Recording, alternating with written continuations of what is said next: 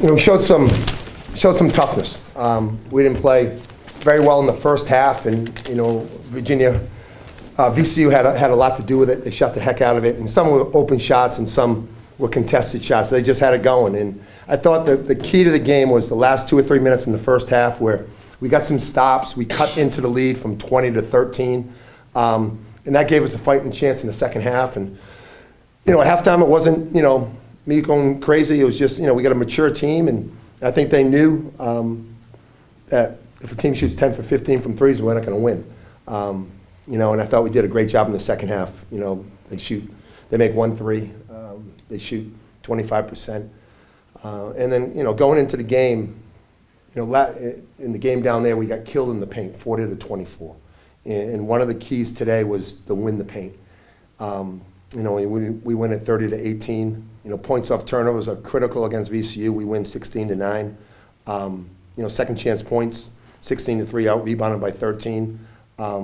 That's how you win. It's not always pretty, but it's productive. And you look at Chuck is not the prettiest player in Bonaventure history, but he's productive as heck. He has 10 rebounds, big rebounds, 6 offensive rebounds, huge ones. We made some plays. Daryl had hit some big shots.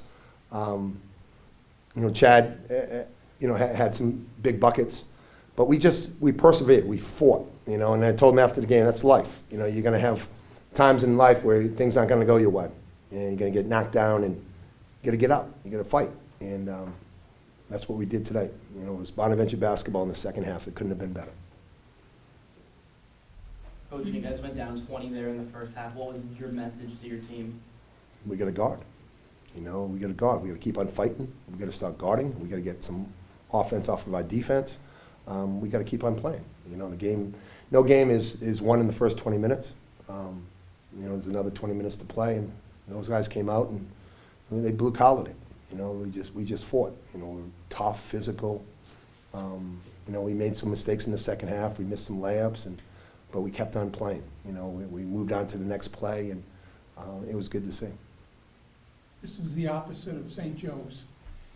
What does it mean to come back and win from 20 down? What do you take from that as a team? You take that you're never out of the game. That you have character guys. You have tough guys. You got guys that aren't going to quit.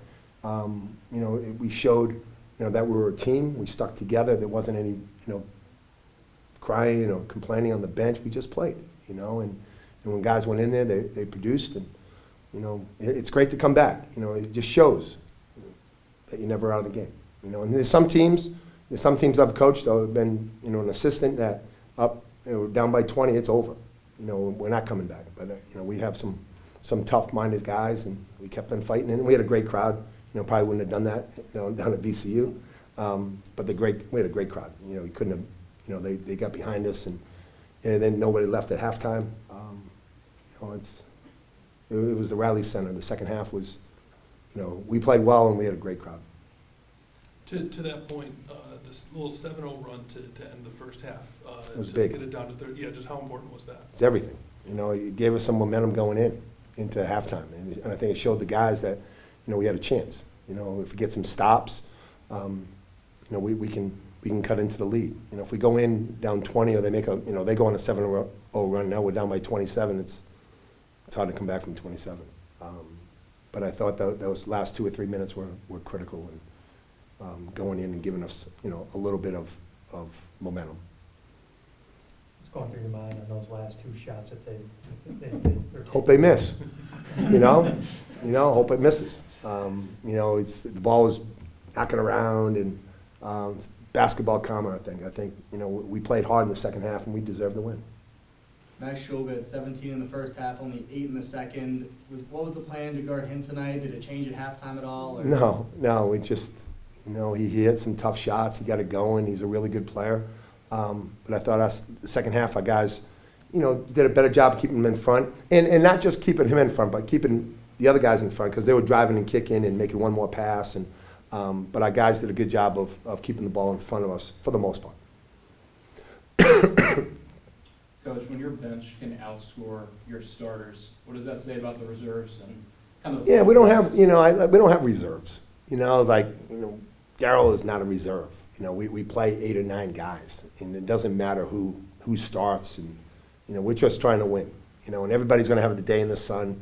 You know, Moses played well the other day and struggled today, and you know, Chuck didn't play much the other day, and you know, he comes in and gets 10 rebounds. So that it tells you the type of guys that we have. Daryl, I mean, this is your 5th year of college basketball. You've obviously been through a lot. So when you face a 20-point deficit, I mean, how do you stay composed? How do you keep the team composed? I mean, yeah, like you said, it's my 5th year. I've had a couple instances back in my career through my freshman year to now that we were down 20, we actually made a comeback and win. So just keep my guys in it, just knowing that we have to keep chipping away. That's really the message I was saying. If we keep chipping away, we had a lot of time left that we could come out with the victory. Did you feel that there was a specific turning point, whether that be that run there at the end of the first half or early in the second half? Yeah, it was definitely the run at the end of the first half because cutting down to 13 was huge because it's right there near 10. Our goal was, well, I told the guys in the huddle that if we get it to around 10 or below 10 going into halftime, like, we're good. And we did that, so yeah. I didn't feel that good. This year. Chad, what's it speak as a team to just keep it going, rally together, and chip away so you get the lead?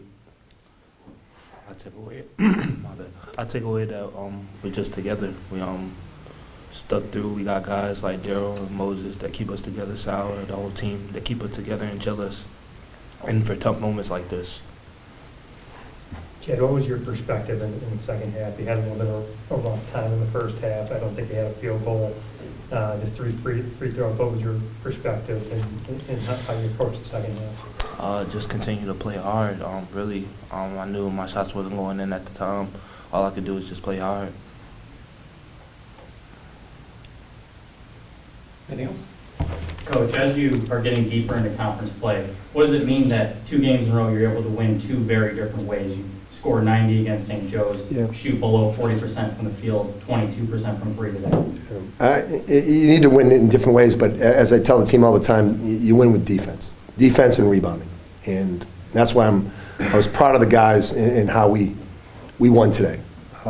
Sometimes it's easy when you make 12 threes to play defense and feel good about yourself, but when you're struggling offensively, to be able to defend and rebound the way we did says a lot about our guys. And that's in league play, the game's going to be ugly. There's not going to be always pretty games. I guess the St. Joe's game was quote pretty. This was more of a rock fight. But you got to win different ways, and we have guys that can do that.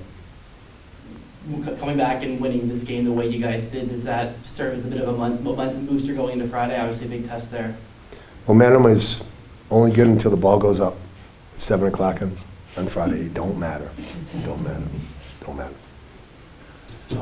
Chad, as a team, you guys had 16 offensive rebounds. You had 4 of them.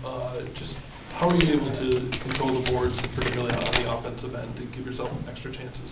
As Coach say all the time, just go. Just keep going and try to go get it.